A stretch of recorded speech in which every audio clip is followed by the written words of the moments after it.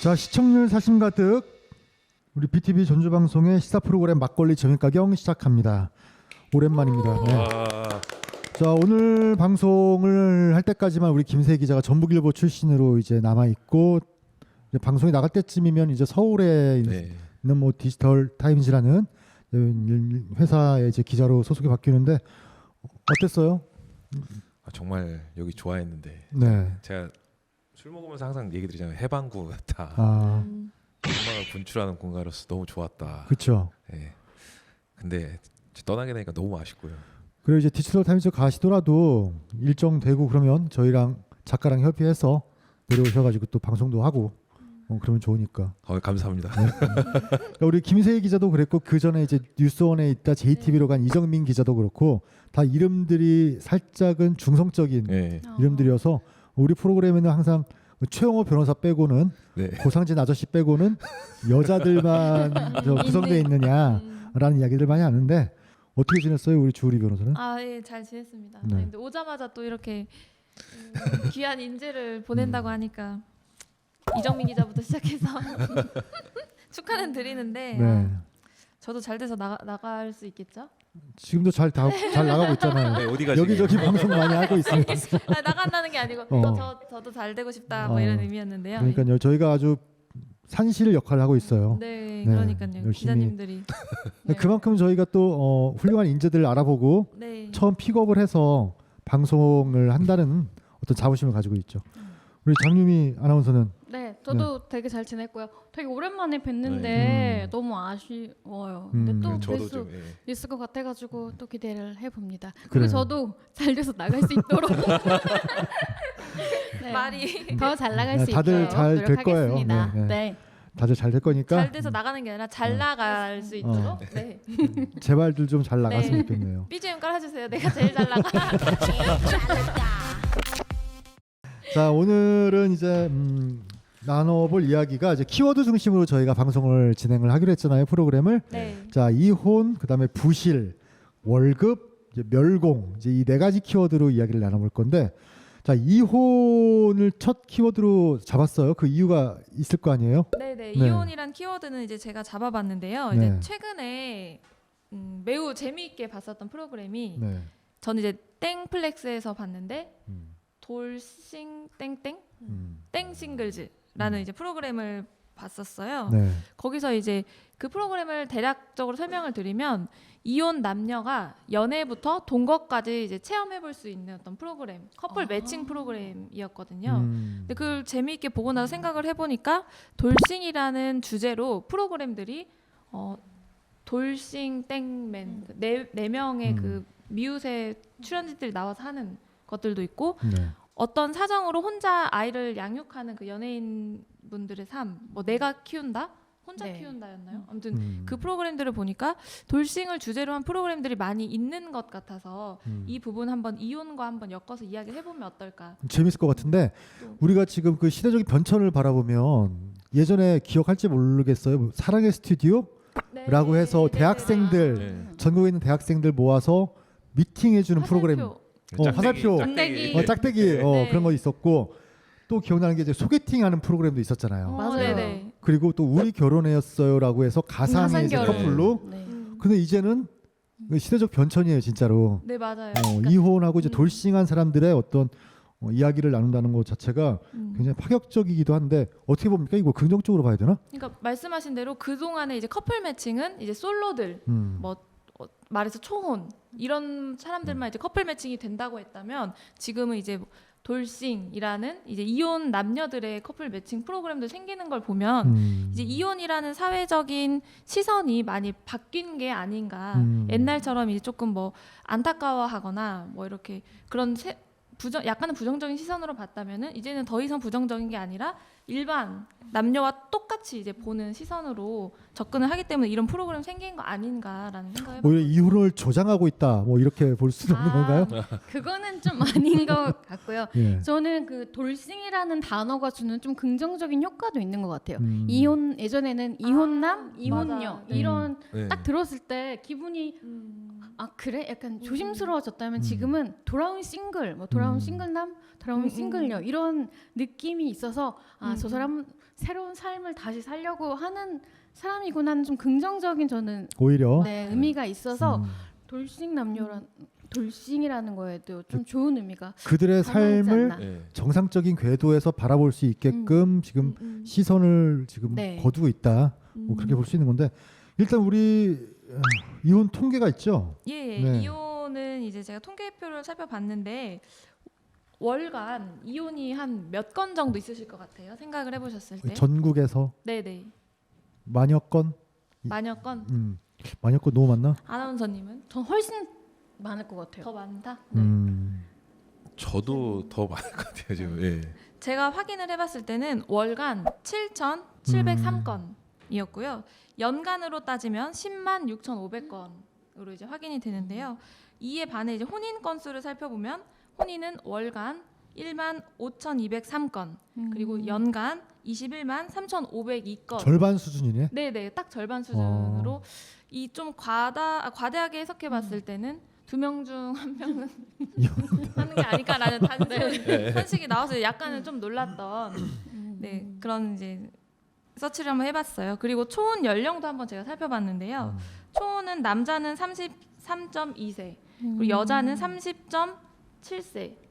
그리고 이제 이혼 연령도 평균적으로 이제 계산을 해보면 남자는 49세, 여자는 46세. 그리고 재혼 연령도 있더라고요. 재혼 연령은 남자는 50세, 여자는 45세. 뭐 보통 이런 그러면 수준... 이혼하고 1년 뒤에 재혼한다 이렇게 보면 네, 돼요. 그러니까 그 간극이 이제 길지 않다. 길지 뭐 이 정도. 않다. 네네. 그런데 이게 평균 초혼 연령이 33세라는 게 조금 현실하고는 괴리감이 있어 보이는데 요즘 더 늦지 않을까? 그렇죠. 늦게 하는 분들이 있는 반면 또 빨리 하는 분들도 있기 때문에 주변에 늦게 하시는 분들이 많으셔서 네네. 아마 그러실 수도 있을 것 같아요. 제 주변도 상당히 많아요. 제 주변 제 친구들만 해도 결혼 안 한 친구가 절반이라서. 그렇죠. 네. 그러실 수도 그러면 있어요. 이런 상황에서 이 돌싱 프로그램 그리고 그 저는 그 돌싱남들 연예인들 나와서 굉장히 그 궁상 떠는 걸 재밌게 보고 있거든요. 네네 재밌어요. 네. 재밌더라고요. 관심 없었었는데 네. 그러니까 일단은 토크쇼예요 사실은. 네네. 재밌는 토크쇼인데 그 개념으로만 이제 보다가 돌싱에 대해서 이제 이런 것들 사소한 것들이 쌓여서 이미지를 좀 좋게 만든 게 아닌가. 아까 되게 말씀에 공감 갔던 게 이혼남 이혼녀는 이혼에 포커스가 갔다면 돌싱 남녀들은 싱글에 포인트가 가기 때문에 이제 좀 더 좋은 시선 된 것 같고 이제 이혼을 조장한다기보다는 이제는 이혼은 이제 선택의 문제고 개인의 인생이 더 중요하다. 뭐 이렇게 참고 살고 이런 것들은 이제 더 이상 뭐라고 해야 될까요? 참고 사는 건 더 이상 뭐 정답이 아니다. 뭐 이 네. 정도. 네. 우리 우리 변호사 같은 경우 참고 안 살 거죠? 네, 그럼 지금도 하루도 참아본 적이 없습니다. 예. 그래요. 그러니까 단순히 윤리적 잣대로 보는 그런 시선에서 많이 탈피한 것 같아요. 이제 아까 전에 장 아나운서님 말씀하신 대로 긍정적으로 많이 보잖아요.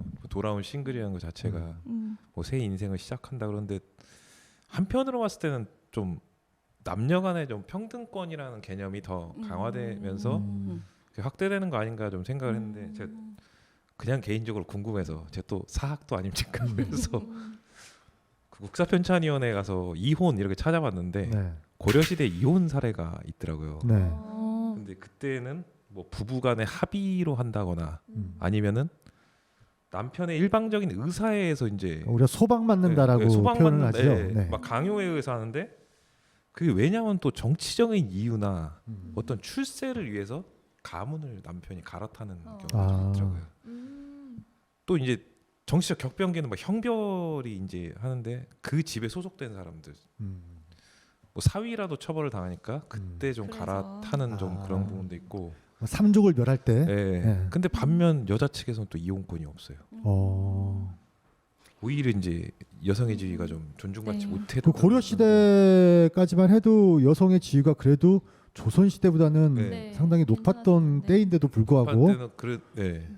그러다가 이제 그게 60년대에 오면서도 계속 이제 이혼하면은 여성의 잘못으로 보는 시각이 좀 강했는데 네네. 지금은 누구의 잘못 이렇게 따지는 게 아니라 서로 의사 네네. 간의 차이 아니면은 인생 간의 차이로 결별한다 이렇게 해놓고 다시 돌아온 싱글이라는 표현을 사용하는 거 봤을 때 참 자 그렇다 많이 보면 변하는데, 예전같이 그래도 서로가 좀 배려하고 참고 사는 것의 어떤 그 그것은 또 많이 사라진 것이 아닌가라는 생각도 들거든요. 너무나 감정적으로 쉽게 만나서 결혼하고 감정이 틀어지고 서로 맞지 않다라고 생각하면 곧바로 또 갈라서는 게 과연 좋은 현상만은 아니다라고는 볼 수 있지만 그럼에도 저는 이혼을 정말 가까이에서 직업적으로 그렇죠. 다루다 보니까 이제 말씀하신 것처럼 사회적 시선이 많이 바뀌고 이혼이라는 뭐 제도에 대한 사람들 인식이 좀 많이 개선된 건 사실인데 이혼, 소송, 판결, 이혼 이제 주민센터에 그 판결문 내기까지 변호사가 선임이 되어 있어도 정말 힘들어요. 힘들죠. 네, 정말 너무너무 힘들고 실제로 제가 했던 사례 중에 하나는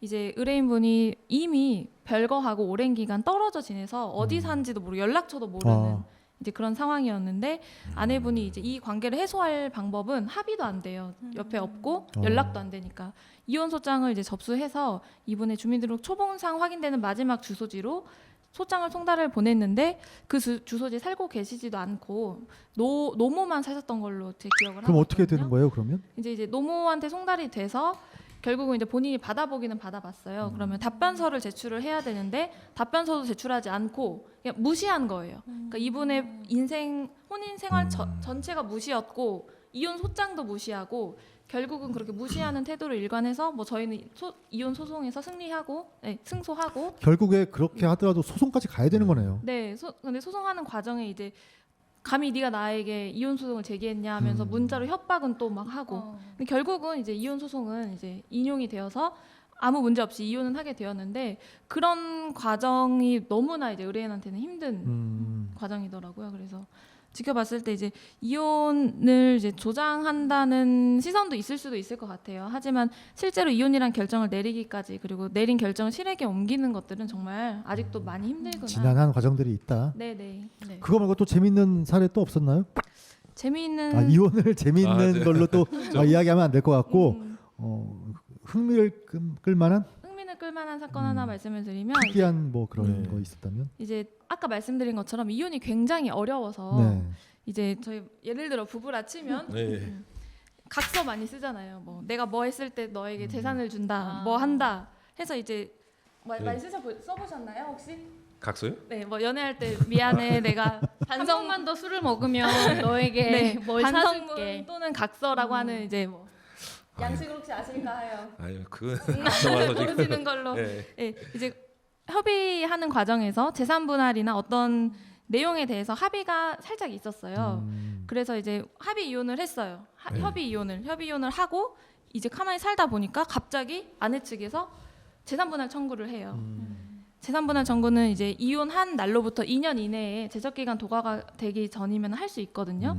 그래서 남자 쪽에서는 우리 이렇게 협의하지 않았냐, 재산을 이렇게 하기로 협의하지 않았냐라고 이제 반박을 했을 때 여기서 이제 사안마다 조금 판단이 달라지거든요.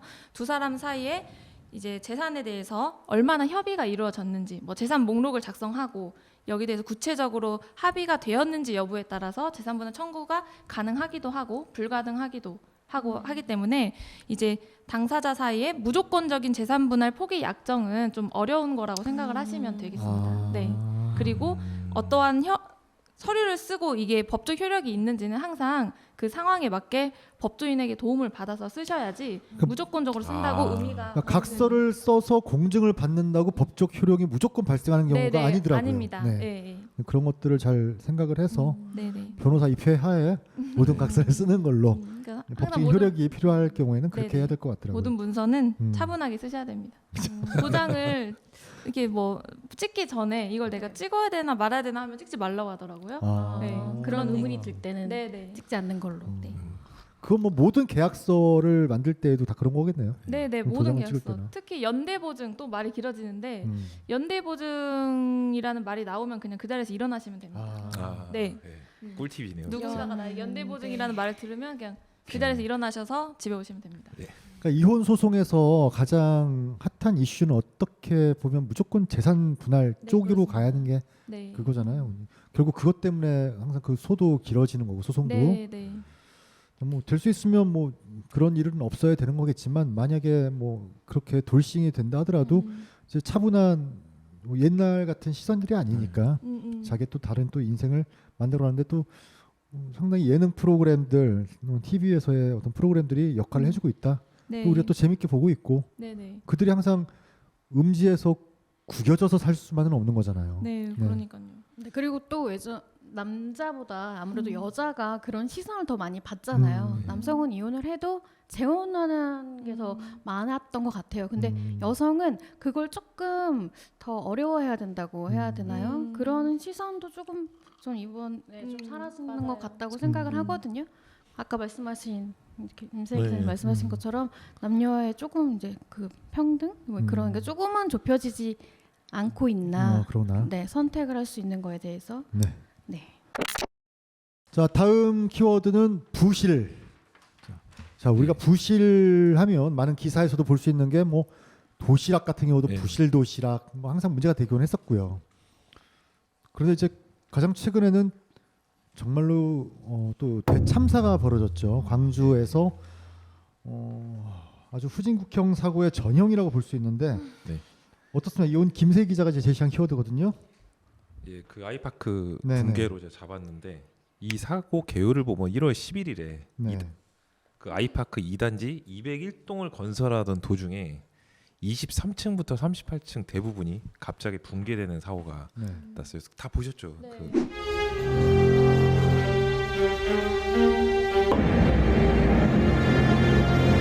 작업자 6명이 이제 매몰되는 좀 인명 피해도 있었고 이 지금 사고 갖고 여러 가지 원인을 규명을 해야 된다고 해서 지금 각종 뉴스 보도가 있는데 그 원인을 이제 지금 찾는 과정 속에 있더라고요. 기자들도 취재를 하고 오늘 또 그 HDC 현대산업개발 압수수색도 들어가고.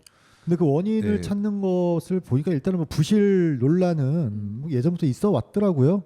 그 주민들이 뭐 공사 현장 관계자들에게 들었다라는 어떤 여러 증언들도 보면 그 시멘트 타설이나 이런 부분에서 항상 좀 부실했었다. 절대 이쪽으로 이사를 오지 말라고 해라, 분양받지 말라고 해라 이런 얘기도 있었다고 하니까.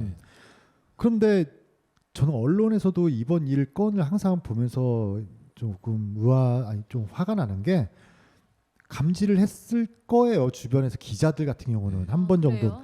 그랬는데 그걸 기사화하지 않았다라는 거는 못 들었으면 못했겠지만 항상 이렇게 소 잃고 외양간 고치는 식의 인명사고가 발생을 했을 때 이런 것들이 문제가 아닐까라는 생각을 들거든요.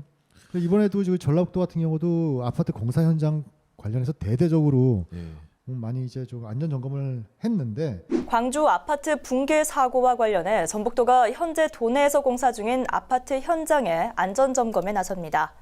공무원과 민간 전문가 등으로 구성된 점검반은 오는 21일까지 도내 53개 아파트 단지를 대상으로 안전수칙 준수 여부를 살핍니다.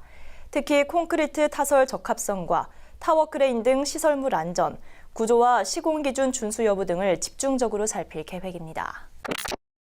어떻습니까? 지금 HDC 현대산업개발이잖아요.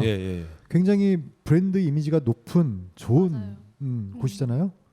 이것 때문에 엄청 또 이제 이미지도 실추됐을 것이고 거기에 분양을 받고 기다리고 있던 사람들은 또 이게 무슨 날벼락이에요. 그러니까 시공 능력 평가가 9위 할 정도로 그리고 아이파크라는 아파트가 이게 사실 고급 브랜드로 인식이 되잖아요.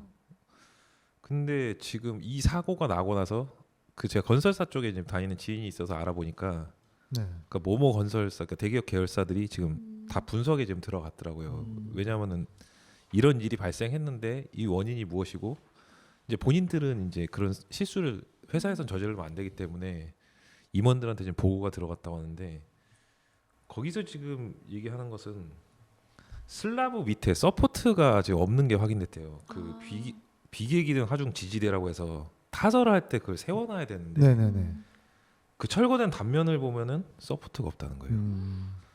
근데 그 참 현장 타설하다 보면 간과하는 부분들도 있는데 그건 가장 기본 중에 기본 아닌가요? 기본 중에 기본인데 어떻게 이런 거를 이렇게 간과를 할 수 있느냐. 그리고 지금 안전관리 부분에서도 그러니까 물론 언론에도 나왔습니다만은 그 안전관리 할 때 보통의 이제 시스템은 본사에서도 검토하고 그다음에 안전팀에서도 나가고 타설 전에 현장에서 이제 또 그 검수를 하는 담당자들이 있대요. 감리를 하죠. 그러니까 되게 철저하게 계속 검사를 하고 사전 보고가 이루어지고 그런 뭐 타설할 때 이제 예상되는 사고에 대해서 다 분석을 한 뒤에 이게 좀 그 타설이 들어가는데 서포트가 없을 정도면 이건 좀 큰 문제 아닌가. 그래서 지금 각 건설사에서도 이 문제들을 좀 심각하게 받아들이고 있으면서 지금 계속 그러니까 항상 우리가 문제를 보면 기본적인 것을 지키지 않았을 때 항상 문제가 발생을 하거든요. 간과했을 때 이 정도는 뭐 하고 지나갔을 때 지나가면 다행인데 거기에 항상 큰 문제가 발생을 하면 대형 사고가 발생을 하니까. 그리고 한 가지 더 좀 말씀드릴게요. 비가 오는 기간에도 공사를 그랬다고 하더라고요. 예. 근데 비가 오는 기간에 공사를 하면은 오히려 그 강도가 떨어지다 보니까 네. 그때는 웬만하면 하지 말아야 된다. 이렇게 최명기 대한민국 산업현장 교수가 얘기하기를 아예 그냥 하더라도 그 시멘트가 양성되는 시간을 더 오랫동안 예. 두어야 된다고 하더라고요. 근데 웬만하면 비 오는 날하고 눈 오는 날은 하지 마라. 이렇게 아예 규정을 지어버릴 정도로 시간이 오래 걸리더라도 네. 날씨가 좋은 날 해야 된다고 얘기를 많이 하더라고요. 그러니까 우리가 지금 뭐 도로공사 같은 거 할 때도 보면요, 그 시멘트 해놓고 특히 추운 날에는 열풍기를 틀어서 말리는 맞아요. 경우도 있어요. 이제 그런 경우들이 있는데 그 자료 영상을 한번 보니까 네. 정말 폭설이 내리는 네. 날에도 그 시멘트 타설이 네. 진행이 됐던 것들을 그 공사 현장에 계셨던 분들도 이게 문제라고 생각을 했다라면 네. 충분히 그 내부 고발 등을 통해서 이런 대형 사고가 발생하지 않게끔 노력을 했어야 되는데 이렇게 보면 그분들도 자유스럽지 못하다라는 생각이 들어요. 어쩌면 지금까지도 그래 왔기 때문에라고 저는 그 생각도 했어요. 맞아요. 이전에 지었던 아파트에서도 비 올 때도 하고 눈 올 때도 했어. 얼마나 불안해요. 네, 했기 때문에 그냥 별 예, 상관이 예, 없었는데 예. 이번에는 실수로 뭔가 축이 하나 안 들어간 것 뿐이지 않았나라는 그냥 생각도 해봤어요. 왜냐면은 이런 사태는 저도 처음 겪어보는 거고 처음 보는 거잖아요. 그래서 굉장히 많은 사람들이 충격을 받았을 거라고 생각을 해요. 그러니까 저희 90년대에 있었던 삼풍백화점, 네. 또 성수대교 붕괴. 네. 그 옛날 20-30년 전 일인데 아직도 이런 일이 벌어지고 있는 거예요. 그것도 굉장히 지명도가 높은 건설사가 네. 그 저거가 문제가 있다면서요. 선분양 후시공 이게 뭐 문제라면서. 뭐냐면은 이제 네. 선분양 후시공이 뭐가 문제냐면은 이게 우리가 이제 아파트가 건축이 되기 전에 이게 안전한지 안 한지를 확인이 안 된 상태로 저희가 계약을 하는 거잖아요. 내가 이 집에 살겠다고 이제 분양을 받는 건데 이 부분에 대해서 한번 물어봤어요. 선분양 후시공을 안 하고 시공을 한 뒤에 선시공 후분양은 안 되느냐라고 물어봤는데 기업 쪽에서는 웬만하면 그걸 하기 싫어한답니다. 왜냐하면은 공사비 이 분양을 할 때 사람들이 일부 돈을 내잖아요. 그 돈을 받고 나서 이제 공사가 들어가다고 공사비로 이제 충당을 하다 보니 오히려 상당히 좀 시공비가 그전에 이제 자기들이 이제 받아서 쓰는 게 아니라 그 예를 들어서 이제 선시공을 하면은 자기들 예산을 그대로 그래야죠. 투입을 해야 되잖아요. 그러다 보니까 오히려 상당히 부담스러워. 약간 봉익임선달이 네. 대동강불 파는 시기네, 그렇죠? 물건이 없는데 돈을 내면 물건을 만들어서 네. 내가 나중에 너희들한테 팔게 이런 식이잖아. 그러니까 이제 기간은 맞춰야 되고 그러다 보니까 예, 그렇죠. 그러니까 이제 공기 그런 압박이 일이 생기는 거겠죠. 근데 원래대로라면 자기들 돈 들여서 만들어 놓은 다음에 하는 게 말아야지. 원래는 맞는 거잖아요. 그렇죠. 네. 그러니까 뭐 이제 제대로만 만들고 한다면야 문제가 없겠지만 그쵸. 방금 우리 장유미 아나운서가 얘기했던 것처럼 분양을 해놓고 시공이 들어갔으면 입주 날짜까지 정해진 거 아니에요. 그럼 거기에 맞춰가지고 공사 기간을 압박하고 압축하려다 네. 보면 결국 이런 뭐 부실한 시공 문제가 발생할 수밖에 그러니까 아마 없겠죠. 이번에도 이제 입주 예정 시기 맞춰서 이사 계획 잡아놓은 그래서. 분들 많을 텐데 이분들은 사실 좀 상당히 그나마 피해를 다행이지 보는데 않겠습니까? 그래도 다행이죠. 오히려. 그나마 이제 일단 이번 참사로 인명 피해가 나신 분들에 대해서는 굉장히 애도를 네. 표현한 거지만 근데 입주를 해서 사람들이 그래서 살고 있는 사고가 상황에 나도, 네. 정말로 진짜 자고 끔찍한. 있다가 무너져서 참변이 있었다면 정말 이거는 세계 뉴스에도 나와요. 네. 그 중국에서나 발생할 수 있는 이건 사건이라고 봐야 될 거야, 그렇죠? 네. 사건이 이렇게 난다는 거는 오히려 후진국형 사고인데 그렇죠. 이게 지금 또 3만 불이 넘는 선진국에서 났으니 참 이것 자체도 음, 문제인 것 같습니다. 그러니까 이런 일은 이제 우리 전라북도 뭐 대한민국 전체에서 일어나지 않았으면 하는 거고요. 우리 방송을 보시는 분들이 이제 좀 각성을 하셔서 더욱더 철저한 안전 점검을 해주셨으면 좋겠습니다. 자, 이번 키워드는 월급입니다. 어머. 월급 월급. 참 소중하고 우리가 사는 이유, 월급을 받기 위해 사는 건지 소중한데 자꾸 찍고 나가는. 찍고 나가는. 네. 스쳐 지나가는. 네, 스쳐 오롯이 지나가는. 내가 그 아이를 다 두 손으로 만져본 적이 없는 것 같아. 네. 또 요즘에는 현금을 뽑을 일이 없으니까 네. 만져본 적이 없으니까 네. 더 감각이 둔해지는 것 같아요. 이 맞아요. 월급에 대한. 월급이 제게 아니라 카드사 게 아닌가. 카드사, 은행사. 역시 네. 같은 생각을 하고 있군요. 그래서 우리가 지금 이제 월급 이야기를 한번 해보려고 하는데 네. 장윤미 아나운서가 준비한 키워드예요. 네. 네. 직장인 70%가요. 월급을 받는 만큼만 일한다. 어떻게 보면 당연한 말인데 네. 이렇게 얘기를 하고 있고요. 그래서 그럼 어떻게 돈을 벌려고 하냐 했더니 투자는 주식으로 네. 하고 있다라고 합니다. 그래서 월급의 의미가 약간 퇴색이 되고 있는데요. 예전에는 월급만으로 이렇게 미래를 준비를 했다면 이제는 월급만으로는 미래를 준비를 할 수가 없다라는 없죠. 가치관이 확산이 되고 있습니다. 자, 우리 직장인 70%가 월급을 받는 만큼만 일한다고 한다면 네. 사용자 입장에서는 주는 만큼이라도 좀 일을 해라 맞아요. 이야기를 어떤 대치가 될 수 있을 텐데 네. 그러니까 약간 네, 우리가 이제 평생 직장에 대한 개념이랑 저는 그 방금 말씀하신 거랑 좀 비슷해지는 것 그런 것 같아요. 같아요. 네. 왜냐면은 나를 끝까지 고용을 할 건지 나를 계속 불분명하니까. 네 그거에 불분명하니까 난 여기까지 나는 한 150을 받으면 여기 정도까지 일하면 난 최선을 다한 거야. 근데 이런 보통 거. 기업 입장에서는 너 150 주려면 네가 그래도 한 450은 벌어와야 맞아요. 저도 네. 그렇게 들었어요. 네. 그냥 2배에서 3배 세 배, 정도는 네. 벌어와야 월급을 주고 낳는다고는 하는데 네. 이제 그건 이제 각 직장에서 이 그 직원들을 네. 사기 그다음에 애사심을 얼만큼 만들어 줄 수 있느냐가 네. 또 그 직원들이 일하는 어떤 경쟁력이 될 수 있는 거니까 그럼 그분들의 이제 일로 남겨두고 네. 우리 장윤미 아나운서 같은 경우도 네. 꼬박꼬박 월급 받다가 네 네. 월급 받다가 뿌리 선언하고 프리랜서 굉장히 힘들죠. 하면서 네? 힘들죠. 네? 코로나 시국 이후에 많이 힘들어졌잖아요. 코로나 때 잠깐 네, 월급 받는 게 정말 좋았구나라는 네. 생각을 했죠. 네. 근데 어때? 갑자기 우울해졌네요. 월급 네. 날짜를 기다리다 보면 그래도 나름 계획을 세우고 갈 수가 그렇죠. 있는데 네. 프리해서 정말로 많이 돈이 들어온다면야 뭐 상관이 없겠지만 고정 지출이라는 게 있잖아요. 예, 그런 것들과 관련해서 좀 애매모호할 때도 있을 거 아니에요. 있었을 거라고 봅니다. 네. 네. 그래서 항상 그 고정금 한 달에 필요한 그냥 숨만 쉬어도 나가야 되는 돈 같은 거 있잖아요. 뭐 전기세라든지 이런 네. 거는 꼭 벌어야 되는 거는 미리 좀 다음 달 거는 확보해 놓죠. 네. 적금을 깨는 한이 있더라도 좀 확보를 해 놓고 일은 계속 찾아가면서 좀 가리지 않고 좀 하고 있어요. 그러니까 이제 그 월급을 받다가 이제 네. 프리를 선언한 사람들 입장에서는 이런 거고 지금 우리가 이 키워드를 가지고 이야기 나누는 거는 최근 대선 주자들 네. 같은 경우에 네. 뭐 병사 월급을 200만 원까지 올려주겠다라고 이야기를 하는 네. 저 윤석열 후보가 그랬나요? 네. 네, 네. 그랬는데 모든 정치권에서 이제 병사 월급 200만 원 인상 공약이 등장을 했는데 네. 이제 여야 모두가 내걸고 있는데요. 저는 이 기사를 보면서 처음으로 생각을 해봤어요. 이 병사분들 중에서 생계를 책임지셨던 분들도 계셨겠구나. 그러면 그렇죠. 그 월급 예전에는 한 60만 원? 더 훨씬 적었죠. 지금 지금은 60, 지금 병장 월급이 40? 67만 원. 네, 67만 67만 원이면 네. 이게 굉장히 적은 돈이라고 저는 생각이 아니 근데 이거는 이제 들더라고요. 그분들이 네. 직업 군인이 아닌 이상 네, 병이잖아요, 병. 네, 네.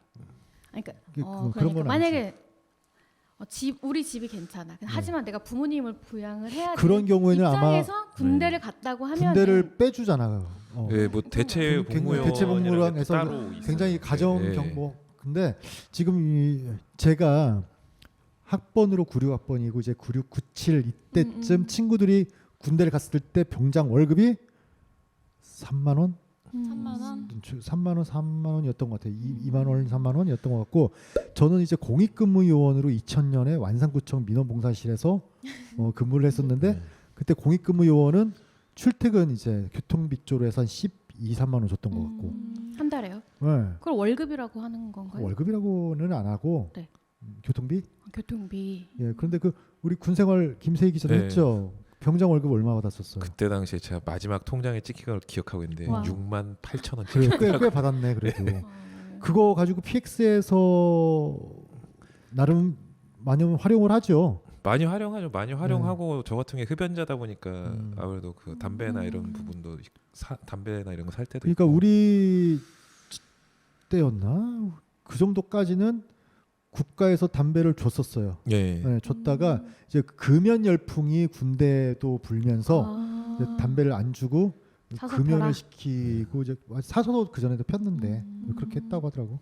그래서 저는 이 정치권에서 한 병사들 월급 200만 원 인상해야 된다라고 처음 봤을 때는 아니, 근데 이렇게 200 필요하나라고 생각했지만 저 얘기해도 될까요? 아, 이야기. 네.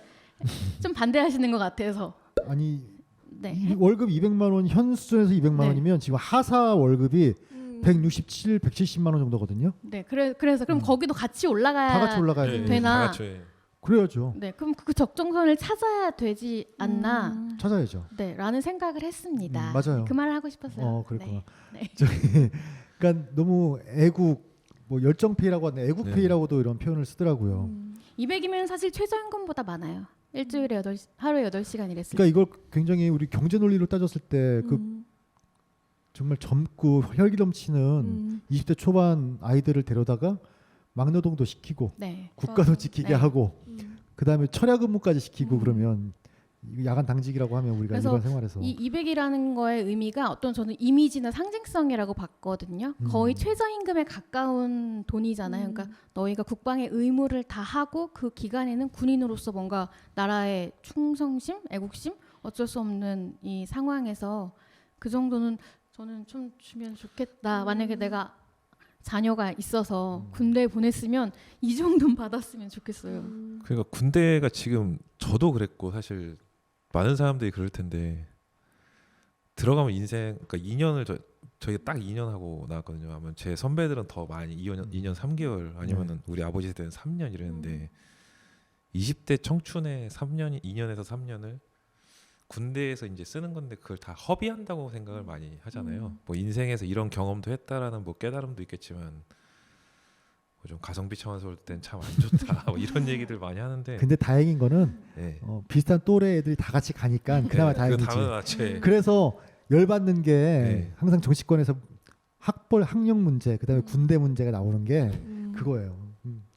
그나마 다행인 건 그래도 10명 중에 9명은 그래도 가잖아. 네. 네, 그러니까 근데 월급을 또 그런 문제도 있더라고요. 200만 원을 올린다고 했을 때 정부에서 이 비용을 산출을 했는데 5조 1천억 4조 근데 이제 5조 1천억이 나오는 거는 간부들 월급까지 이제 추산했을 때 월급까지? 그 5억 같이 올려야 5조까지 예, 같이 올려야 되니까. 근데 그럼 이게 과연 대안이 무엇인가? 그럼 피복이나 우리가 생활용품은 또 무료로 제공받았는데 그걸 무료로 하지 말고 200만 원에서 사면 되지 않냐? 총알도 사가지고 네. 뭔가 급식비도 내야 될 것 같고. 네. 근데 좀 참 구체적인 대안이나 이게 있어야지. 지금 현재에서 이렇게 공약을 하는 거는 좀 포퓰리즘에 좀 가깝지 않나라는 생각은 하게 돼요. 그러니까 이게 어제 개인적으로. 청년들의 네, 표심. 표를 매표를 하려는 어떤 행위다라고도 보지만 아까 또 장유미 아나운서가 얘기했던 것처럼 필요하긴 네, 해요. 필요하긴 네. 해요. 필요하긴 한데 구체적 대안이나 어떤 명확한 대책 없이 그냥 이미지화 네, 시킨다면 이미지화 시키고 있는. 그렇다면 오히려 그 청년들의 눈높이만 높여놓고 네. 나중에 실행을 한다 하더라도 한 100만 원 줘도 뭐야 싶거든. 네. 맞아. 그러니까 이게 좀 공론화 시킬 필요는 있다. 이제 항상 대선 때만 공약으로 이야기 나올 게 아니라 우리 카메라 감독들은 어떻게 생각해요? 다 군대 갔다 왔잖아요. 200만 원 오케이? 그죠? 우리는 다 제대했는데. 근데 이제 네. 말씀하신 것처럼 급여도 차이가 나고 제 기억엔 저 남동생이 2명 있어서 네, 군대를 이제 보내놓으면 그 군대에서 받는 월급을 다 저금을 해요. 그럼 어머니가 그만큼의 용돈을 막 주시고. 그러니까 이게 의미가 없는 거예요. 엄마가 이제 예쁘니까 이제 그만큼 용돈 주시고 했는데 그 금액이 10만 원 정도였던 것 같고 그러니까 시간이 지나면 아까 2년 네. 말씀하셨는데 제 친구들이 아마 1년 8개월 네, 그렇죠. 지금. 네, 네. 그러고 뭐 1년 10개월, 8개월, 뭐 6개월 뭐 이렇게 줄어들었던 것 같아요. 그렇게 얘기하면 이제 친구들한테 요새 군대는 이렇대라고 하면 이제 남자 사람 친구들이 하나도 안 부럽다 이러면서 그래도 안 가. 맞아요. 하나도 부러워하지 않고 아마 이 이야기를 200만 원 뭐 월급 나올 수도 있어 이러면 안 부러워 이렇게 할 것 같은. 그래도 안 가 할 것 같은. 지금 이제 병사들 월급 200만 원 이야기는 지금 이제 모병제 이야기도 굉장히 네. 언제부턴가 좀 공론화가 되고 있잖아요. 네. 근데 그것에 맞춰서 아마 가는 것이 아닐까. 결국에 징병제가 아닌 이제 모병제로 전환이 되어야 할 시기가 조금씩 오고는 있다. 네. 진짜 강군을 만들기 위해서는 네. 미국 같이 그런 식으로 가야 되지 않을까. 뭐 이런 이야기도 해봤습니다. 자, 월급과 관련해서 뭐 더 하실 말씀 없나요? 월급이 좀 많았으면 좋겠다. 그렇죠? 그렇죠. 월급이 좀 그러네. 많았으면 좋겠죠. 그렇죠. 네, 월급이 좀 많았으면 좋겠죠. 근데 네. 요즘에 그런 이 말이 옛날부터 있잖아요. 내 월급 빼고 다 오른다고. 맞아요. 근데 최저임금이 오르긴 했습니다. 그런데 최저임금이 오를 경우에 자영업자들 같은 경우는 또 힘들 거 아니에요. 네, 그러니까 최저임금도 우리가 올라야 된다고는 심적으로는 이해를 해. 네. 그런데 그들을 또 고용하는 그 소상공인들 입장에서는 아르바이트생들 쓰기가 굉장히 어려울 거 아니에요. 네, 그래서 아르바이트생의 이제 아르바이트 시간을 줄이는 경우가 발생을 하더라고요. 뭐 4시간 썼던 거를 3시간으로 쓰고 또 제가 정확하게 모르겠는데 그 사람을 쓸 때 또 돈을 더 줘야 되는 그걸 뭐라고 하죠? 야근 수당 이런 거 네. 초과 수당. 네, 예. 초과 수당 무슨 또 수당이 수당, 또 붙잖아요. 예. 그거를 또 안 주려고 하루에 뭐 6시간 쓰던 거를 6시간을 썼다면 4시간만 해서 주 무슨 수당이 따로 있나 봐요. 그런 걸 또 이렇게 또 악용하는 사람들도 되게 그러니까 많더라고요. 악용인 경우도 있을 것이고 정말로 어쩔 수 없이 편법을 네. 써서 이제 저기 운영을 해야 하니까 또 그런 경우도 있을 것 같은데 굉장히 악순환이에요. 네. 네. 네. 선순환을 위한 재료를 뿌렸는데 악순환의 재료가 되는 네. 그런 경우들이 발생을 하니까 참 정책을 준비하고 실행을 할 때에는 좀 많은 고민들이 정말 필요한 게 아닌가 이런 생각이 또 듭니다. 자, 월급은 많았으면 좋겠다. 네, 많았으면 좋겠다. 올해는 다들 월급이 인상되셨으면 좋겠다. 자, 오늘의 이제 마지막 키워드는 자, 신세계 정용진 회장의 멸공. 이거 이제 방송이 될 때쯤에는 굉장히 또 시간이 지난 이야기일 수도 있지만 대선을 앞두고 정치권에서 낼름 이 이야기를 받았어요. 그리고 멸치와 콩을 또 사러 갔었고 네. 이마트로 윤석열 후보가 어떻게 보십니까? 이게 표현의 자유 또 아니면 일배놀이 뭐 이런 또 나뉘더라고요 의견들이. 우리 김 기자는 어떻게 봐요 이걸? 표현의 자유 측면에서 사실 존중은 할 수 있는데 네. 그 정영진 회장 같은 경우에는 아무래도 공인이라고 볼 수 있잖아요. 말을 대외적으로 조심해야 예. 그러다 보니까 좀 발언을 음. 그러니까 굳이 이제 그 공론화를 왜 시켜야 됐을까? 좀 그런 생각은 들더라고요. 왜냐면은 정용진이라는 인물이 한 발언을 한 번 했을 때 미치는 파장이 적지는 않잖아요. 그리고 기업의 주가도 지금 떨어질 정도로 오너 리스크라는 게 있고 대중적인 파급력도 크고 거기에 대한 반발도 생기는데 조금 이 부분에서는 자유롭게 얘기는 할 수 있지만 좀 섣부르지 신중했어야 않았나? 된다. 예, 신중했어야 된다 이런 생각하고 있습니다. 저는 정치권에서 이걸 받아가는 게 참 예. 철없다라는 생각이 들더라고요. 오히려. 저는 정치인들이 그걸로 자기들을 굉장히 홍보를 한다고 생각을 해요. 맞아요. 네, 그래서 정치인들의 SNS를 굉장히 잘 이용을 하고 있잖아요, 요즘에. 그래서 딱 그런 단어가 네. 나왔을 때 얼른 마트에 가서 멸치와 콩에서 이런 걸 보면서 정말 주목받으려고 이분들은 계속 이게 신경이 곤두서 있구나. 다른 의미는 없는 것 같아요. 제가 생각했을 때 뭐 멸공에 대한 뭐 뜻이 있어서가 아니라 지금 그게 핫하니까 얼른 빨리 이거 받아다가 써야겠다. 이런 정치인들이 SNS 아주 잘 활용하는 것 활용하고 같아요. 있다. 네. 정치인들 사이에 이런 말 있잖아요. 악플보다 무플이 더 싫다고. 그렇죠. 네. 진짜. 주목받는 게 제일 좋은 사람들이고. 그러니까 이 윤석열 네. 정용진 회장의 멸공 SNS 그 발언과 함께 윤석열 후보의 멸치 콩 그 행보에 관해서 우리 전북 출신 이용우 국회의원이 페이스북을 통해서 이제 입장을 밝혔는데 표현의 자유는 존중하는데 좌우를 막론하고 지금은 멸공을 외칠 때는 아니다.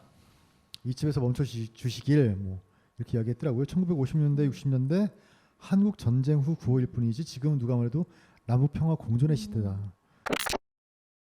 벌써 이제 이민년이 시작된 지가 이 방송이 나갈 때쯤이면 1월 말 2월 초거든요. 어떻게 지금 초반에 생각했던 계획들은 잘 이루어지고 있나요? 아니면 구정을 기점으로 다시 또 바꿀 생각인가요? 또 다시 한번. 저는 계획이 좀 바뀌더라고요. 오. 네, 이번에 계기가 좀 있었잖아요. 네네. 이직이라는 계기가 있다 보니까 플랜을 이렇게 좀 짜놨어요. 이제 투자, 그다음에 그 한 권씩 역사책 한 권씩 읽기, 뭐 그다음에 영어 10분 뭐 이런 식으로 했는데 이제 이직을 하면서 제 생활 패턴이 또 바뀌다 보니까 신청했던 뭐 동영상 강의나 이걸 휴강을 생길 것 같고 맞아. 계획의 대폭 좀 변경이 이루어질 것 같아서요. 지금 참 다시 계획을 잘 짜봐야 돼. 어때요? 주리 변호사도 계획했던 바 지금 그뭐 일기 쓴다고 했는데요. 아우 다시 처음부터 쓰려고요. 앞에 이제 찍고 처음부터 너무 밀려가지고. 맞아. 며칠은 썼는데요. 일주일 정도 쓰고 이게 이 정도 되면 친구한테 맛있는 거 먹으러 가자고 내기를 했어요. 딱 그것만 지키고 안 썼어요. 그래도 너무 대단한 것 같아요. 매일 쓰는 게 되게 힘들잖아요. 네. 일주일 지나서 계속 쓸 걸 좀 아쉬우면서도. 네.